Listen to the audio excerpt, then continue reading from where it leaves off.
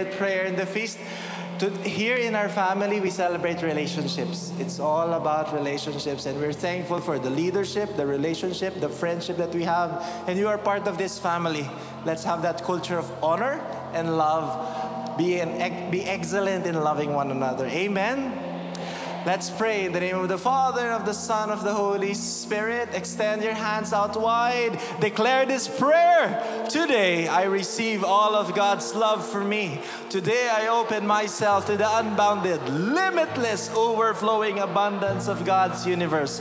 Today, I open myself to God's blessings, healing, and miracles. Today, I open myself to God's word so I would become more like Jesus every day. Proclaim it. Today, I proclaim that I am God's beloved. I am God's servant. I am God's powerful champion. And because I am blessed, I am blessing the world. In Jesus' name, amen. Keep it up. Sing. Thy word is a lamp unto my feet and a light unto my path. Put your hands to your hearts and just have this moment with the Lord. Father God, we are opening up our minds, our hearts, our lives for your word. Plant as you please, and we're ready for you. And may we focus on you in this time, and it's all about you. We eagerly wait and listen for your word and message for us. In Jesus' name we pray. Amen. Give the Lord a big, big hand.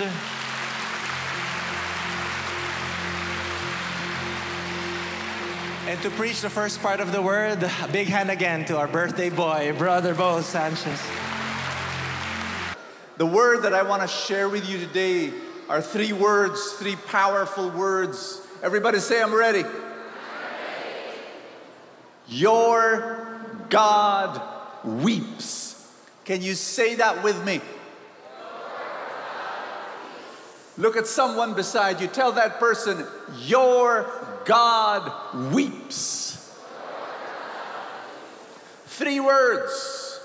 Three words that I hope will be a dagger that will pierce through subconscious pictures of God in your mind. Maybe not everybody, but some of you, you have embedded in your subconscious images of a God that is aloof, that is sitting on a throne in the distance, maybe with a permanent scowl on his face, a displeasure, a repulsion.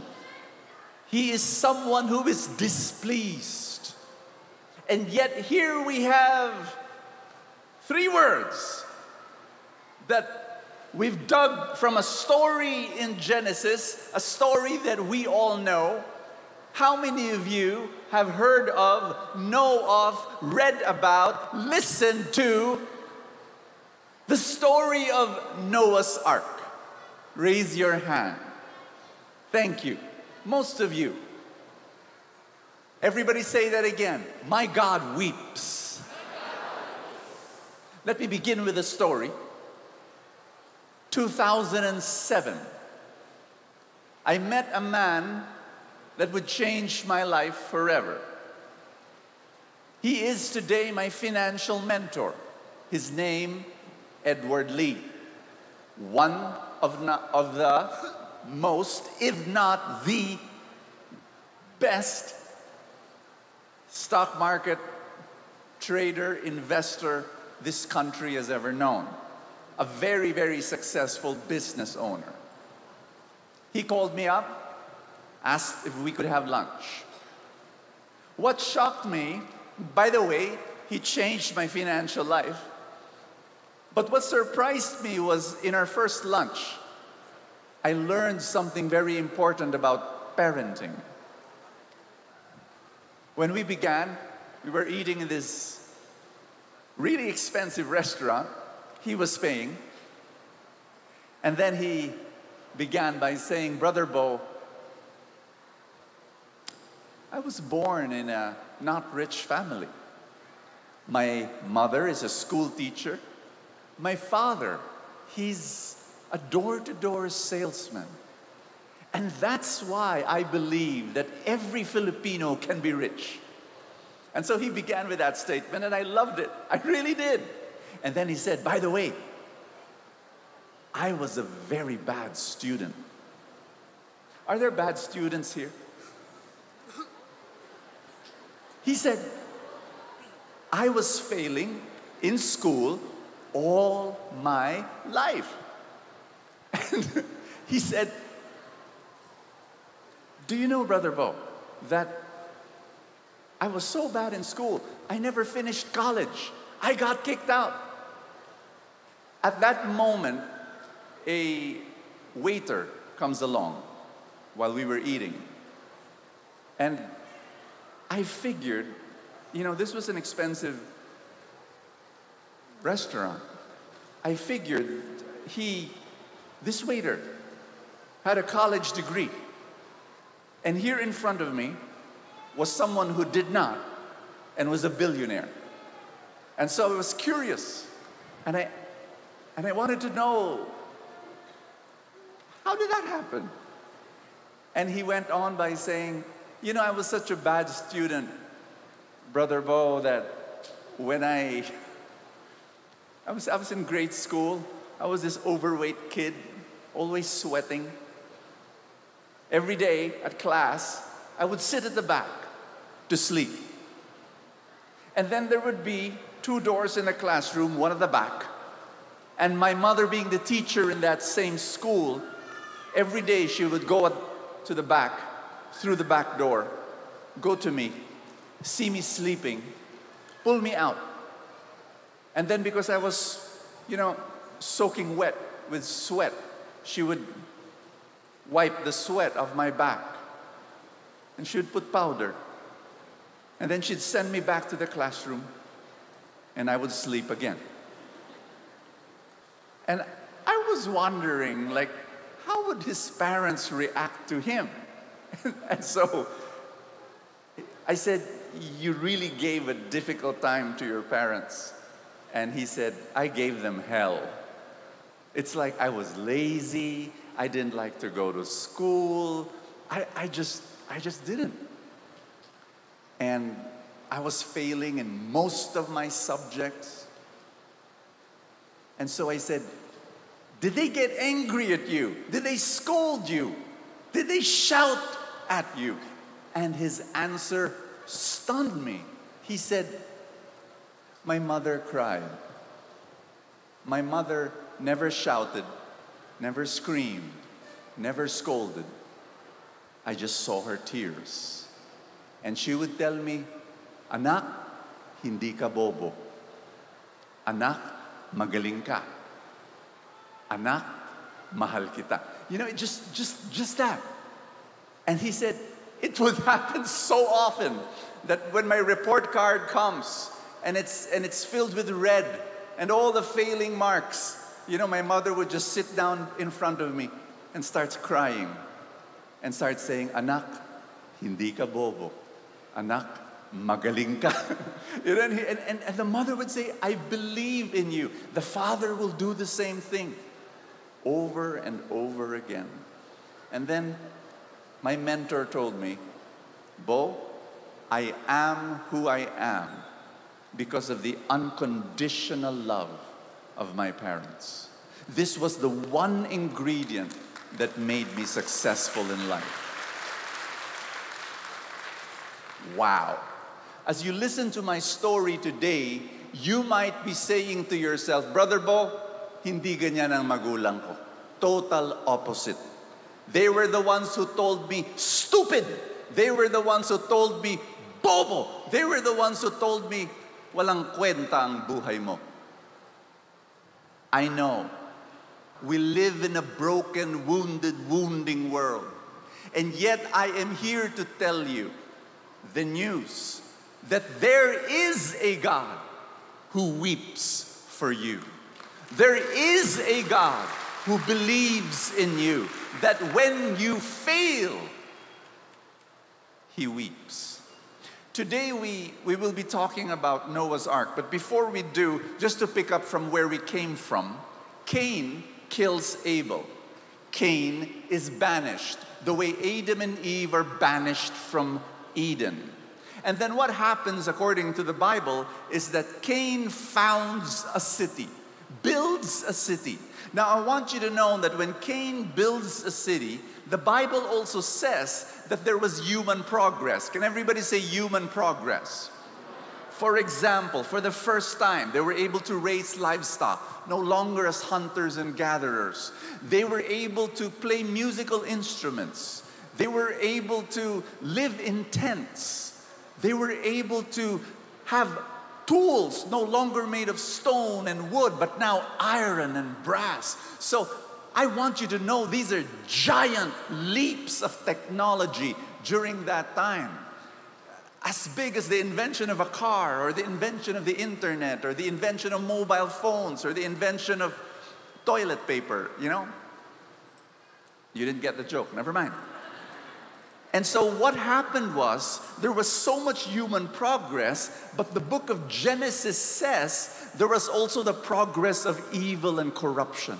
So much evil, so much corruption, to the point that, you know, there was this guy, a descendant of Cain. His name was Lamech, and he was someone who would sing poems about murder, celebrating murder, saying that he would kill without remorse. He would be proud to say, I am worse than my ancestor Cain. And so let's read Genesis chapter 6 verse 5, where it talks about so much evil in the world.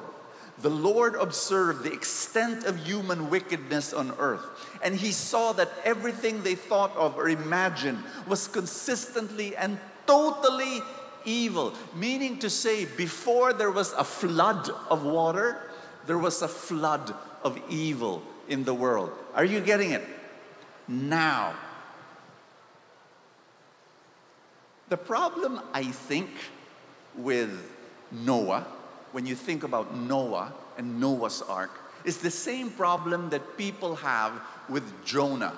Do you remember that before Genesis we talked about Jonah? And we were saying that people saw the story of Jonah as a children's story. I mean, you know, there's this big fish, and then he was swallowed by a fish. It's like a children's story. And so when we explained in the talk series on Jonah that no, it's not. It is more complex and profound. It's also the same thing with the story of Noah's Ark. Noah's Ark seems like a cartoon.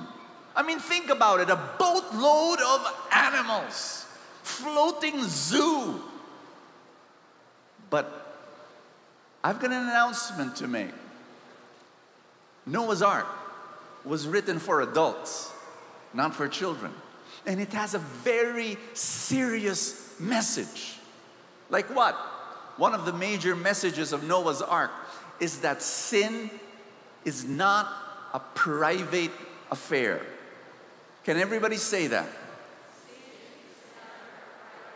Because sin affects everyone. Everybody say sin affects everyone. Through consequence and influence. What do I mean by consequence? Let me make it graphic. Let's say Brutus steals the ATM card of Popeye, figures out the PIN, and then withdraws 200,000 of the hard-earned money of Popeye, goes to Timbuktu, splurges, and lives like a king for a few days. The police catches Brutus, puts him in jail. Question: who did the crime? Brutus. Is he suffering consequences because of the wrongdoing? Yes. Question: is he the only one suffering? No. Popeye, who earned 200,000, all of a sudden has no money. Is he the only one suffering? Popeye? No. Wimpy also, because Popeye cannot treat him with hamburgers.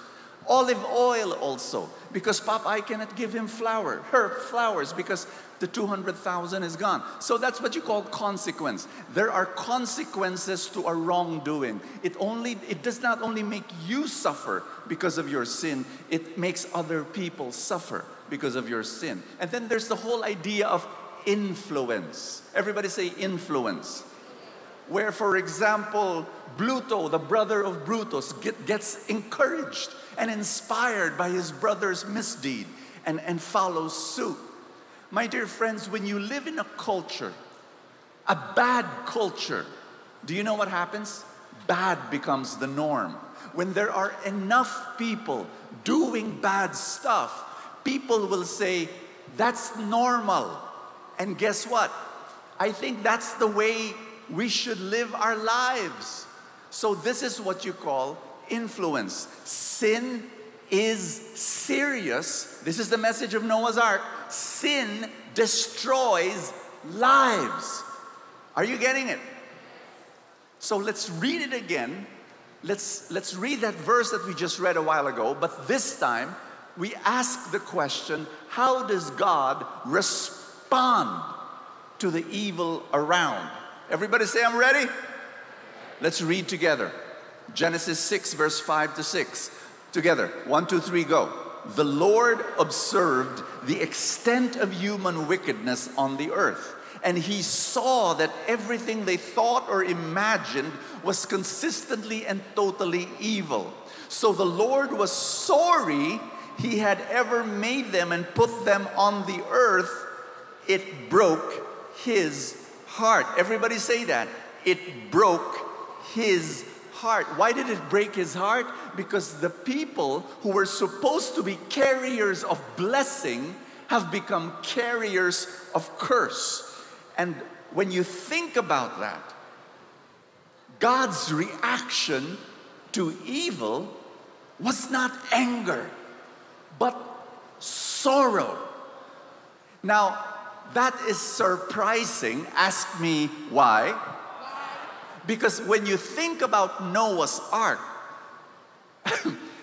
it's almost like, God got angry and ta-da, flood, destroy the earth.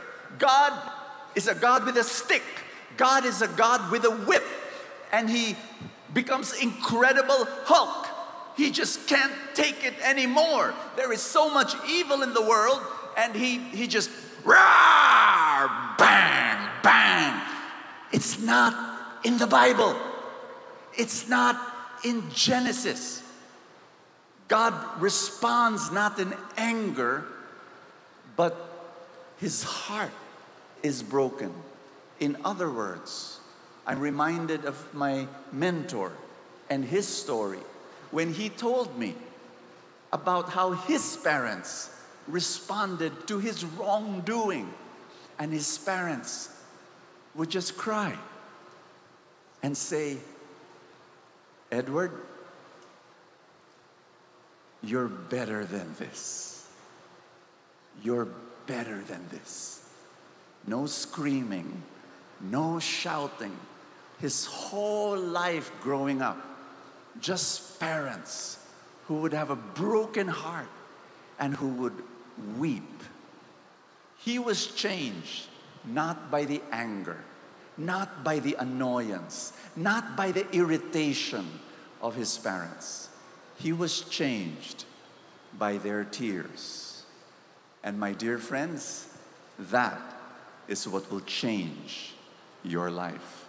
Because God, he weeps for you. How many here first time heard that God weeps for them? Imagine. I couldn't even imagine it. But he does. And I'd like to continue. Noah's Ark. Beautiful, happy story with the animals. But that's what we do here in the feast. We try to dig deep and understand what does it mean and how everything is all connected. And so this Noah's Ark story is not the only great flood story in the cultures of the world. There were many. And one example is the Epic of Atrahasis. In the ancient culture, there were many origin stories. So it tells of a hero, just to give an example and relate it later. An example, tells of a hero in this epic that who was saved. This is a hero who was saved from a flood by building a boat. Okay, it sounds similar, but in this story, it was one of their gods who wiped out humanity with a flood. Not because people were bad, but because people got too many and too noisy. It sounds like one of the gods got annoyed, threw a tantrum, and I'll just wipe everything and restart again or whatsoever. That's not our God. That's not who He is. The ancient cultures are many, and the authors of the Genesis story knew the readers were familiar with this and the different flood legends. And Noah's story is telling us that Yahweh, God, is different from all the other gods in that ancient culture. God doesn't destroy just because He wants to. We destroyed ourselves. It's not because God is wrathful and He's in a bad mood. Noah's story was people got so bad that we are beyond, we turned it upside down. And, when in the Noah's story, when God sees His children destroy each other and themselves, He doesn't just go out in a rampage and just kill everybody and just bala kayo dyan. Hindi ganun si Lord. The fact that there is a number into it. Do you remember how many days? You don't remember? 40. It means that we have a calculating God. He has a calculated move on how we do this. So let me answer this question. Some people would think, God is so cruel. Is God really cruel? Because they go to different verses. So let me go to Genesis 6, verse 7. And it says, and the Lord said, if you can read it with me, I will wipe this human race I have created from the face of the earth. Yes, and I will destroy every living thing, all the people, the large animals, the small animals that move along the ground, and even the birds of the sky. I am sorry I ever made them. But Noah found, and some people would think that this line, this verse, is all that it takes to say that God is a mass murderer and He is a very cruel God. Wait. That's why we're teaching it here in the feast. How could a loving God become that cruel? Well, He's not. And you gotta understand ancient stories, ancient culture, ancient context. Do not just do this out of context. So we have two answers for that question. Is God cruel? Reading from this, you gotta, number one, stop reading this story with modern eyes, because this was written in ancient culture. These are ancient texts. So we cannot apply our modern understanding in the ancient culture and ancient texts. Secondly, stop reading it literally. Okay? Stop reading it literally. The authors never meant this to be read literally. And again, ancient culture, ancient authors, ancient categories, ancient context. And it must be read from an ancient perspective. Everybody say perspective. One example. Modern people don't like the word judgment. Yes? If someone passes a judgment, or if you felt that you are judged, it's usually in the negative context. Correct? Judger ka. Oy, na-judge ako dun. But you gotta understand, in the ancient culture, to us, it's negative, it's punitive, unfair, and cruel. But in the ancient culture, judgment is actually good because they believe that the judge is good. You get that? So that is a context that we need to understand. They saw God's judgment as very good because the judge is very good. I hope you're getting it. Say, I get it. So let's continue reading from chapter 6, verse 8 to 9. But Noah found favor with the Lord. Are you there? And this is the account of Noah and his family. Noah was a righteous man, the only blameless person living on earth at the time, and he walked in close fellowship with God. Everybody say righteous. I want you to pin that thought of Noah being one of the righteous ones, because that means a lot after, as we go to the other chapters. And after, let me push on the story. After Noah goes into the ark with the animals, you remember, 2 by 2. How does it happen? It's not meant to be taken literally, okay? Imagine how many animals, if you're a zoologist, can that fit a whole ark? It's not meant to be taken literally. I thought so too.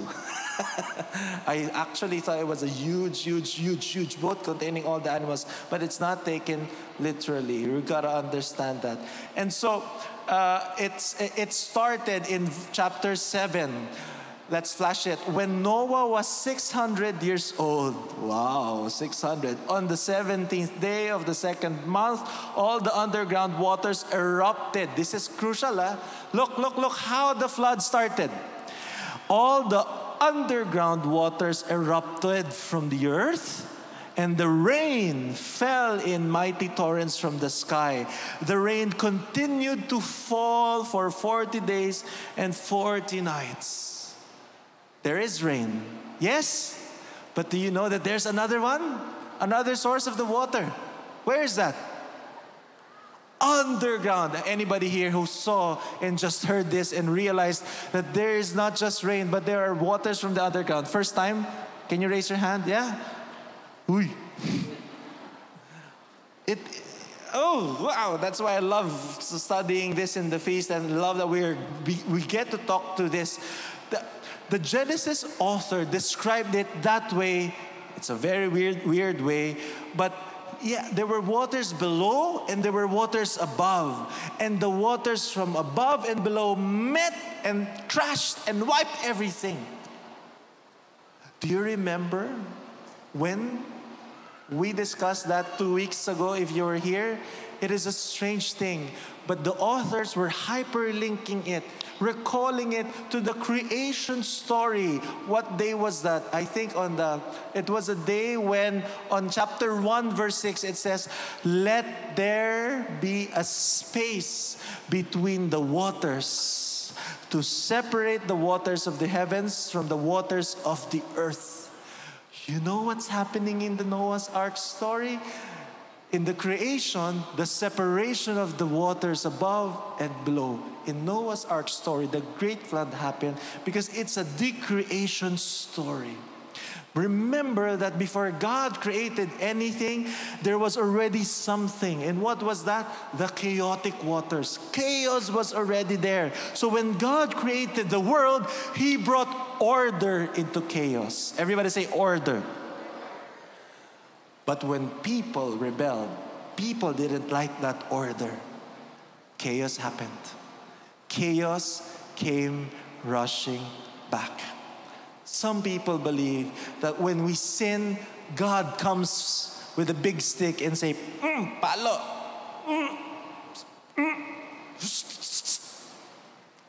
That's not what we're trying to say.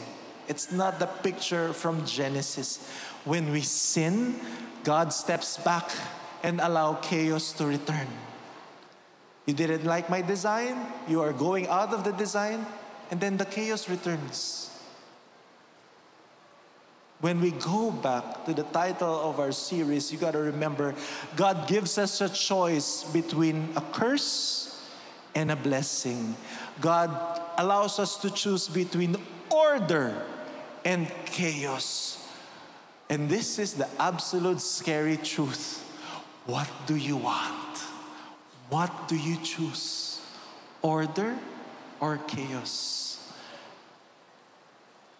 the choice will prevail. Reflect on that.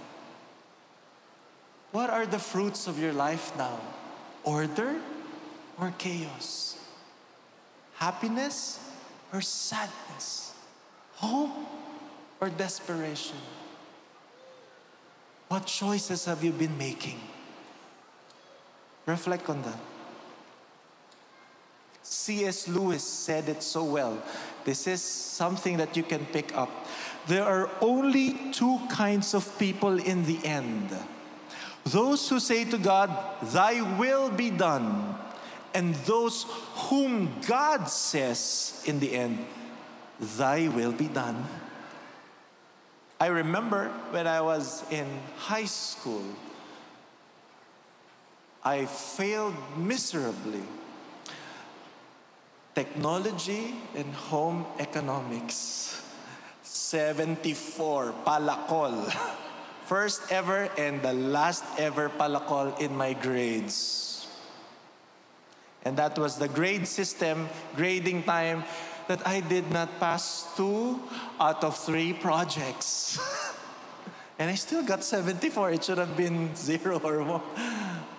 And I did not do my job, or I did not study. I did not pass the projects. I was what? I was playing PlayStation. I was playing with friends. And that's why I got that grade. And it hurt my mom. And that is a natural consequence of not studying. Some people, as a doctor, they tell me, "Why am I sick? Is God punishing me?" And sometimes my role is just tell them that is a natural consequence of you not taking care of yourself, of dishonoring your body. So, can you choose better now? Some people come to me, "Why am I feeling so depressed?" Sometimes it's also because of a natural consequence of our decisions or even indecisions. There is some toxicity or deficiency that we caused ourselves. Of course, there are things that we did not cause, but ultimately our lives is greatly influenced by our choices. Are we choosing order or are we choosing chaos?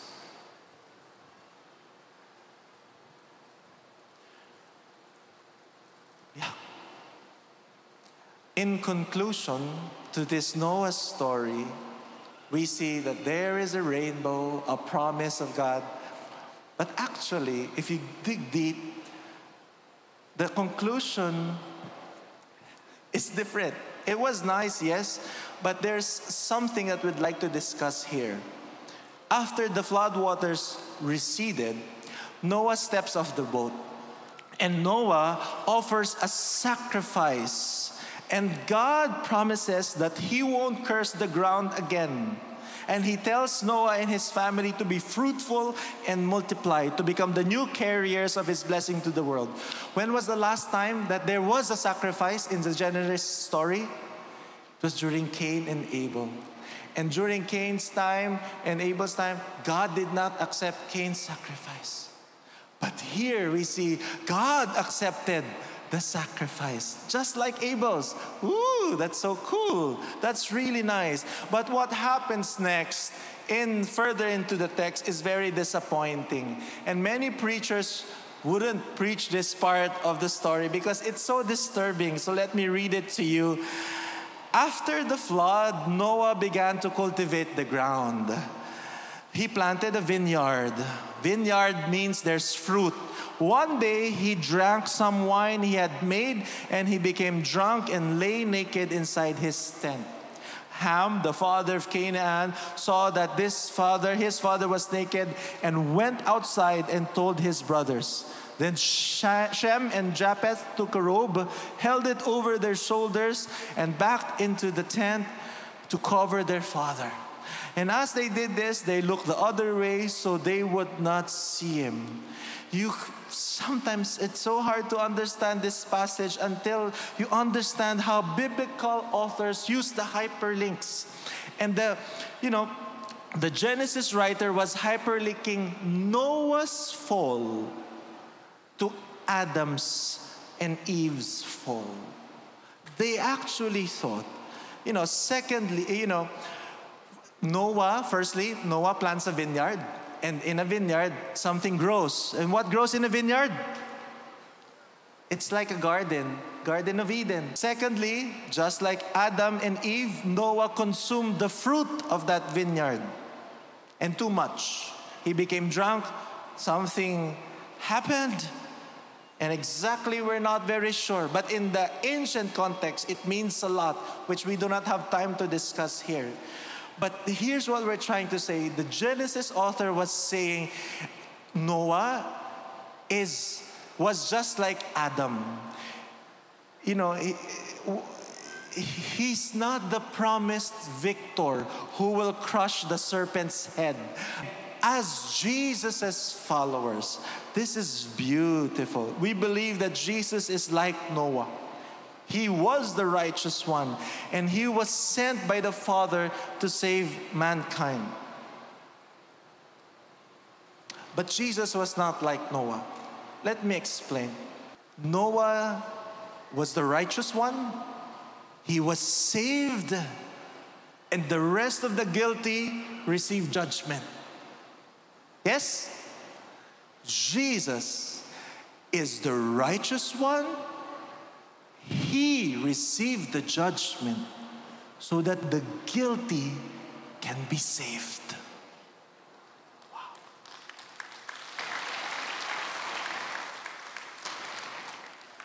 Noah was riding a tree, a wooden boat, above the chaotic waters, like the New Eden. Yeah? Noah rode a tree above the chaotic waters, and they were safe. But Jesus was crucified on a tree. And that is the fulfillment of our faith that ushers in the new creation reality that we are in. That Jesus offers us new creation, new life, new choices. And that is, I think, Andy Patson, the theologian, says it so beautifully. Read it. The flood was violent, but it wasn't the work of a violent God. Rather, this God took on flesh and died a violent death at the hands of violent men. A death that became the very means he would use to save his enemies. You learned something today. We appreciate our Bible more, the context, and we're just starting. It's beautiful that we get to discuss this in the feast. It's a dream, actually, that we get to understand some more, and we will grow together in our faith. Amen? But as we end, I want you to look at, the heart of God in this story. And as we worship, I want you to look at the heart of God. He is all-powerful, immovable, immutable. He created everything. And in the story of the incarnation of Jesus, He relates to us, and He allows Himself to be moved. He willingly enters into our world. He is not a God high above the heavens, just waiting for you to scramble, to suffer, to drown in your sin and shame and guilt. No. Our God offers you a new life.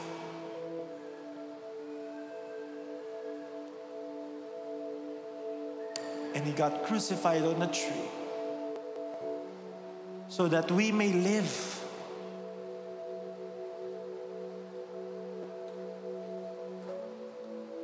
And how are we appreciating that life? How are we living that life now? Are we honoring God?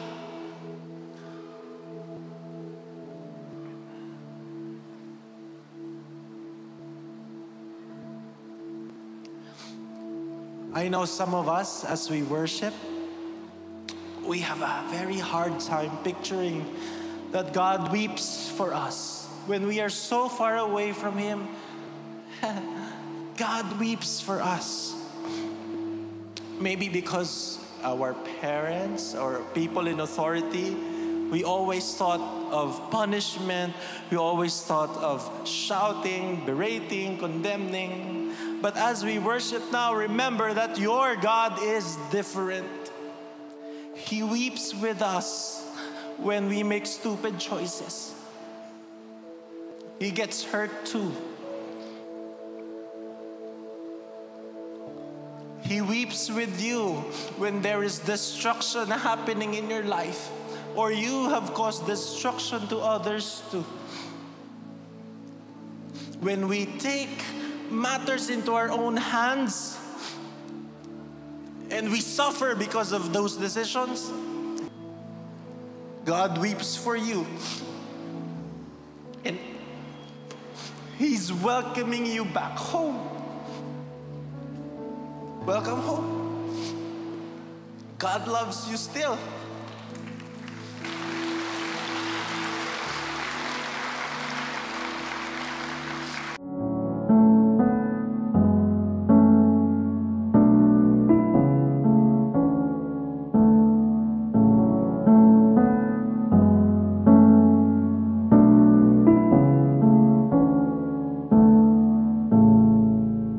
Thank you so much for watching.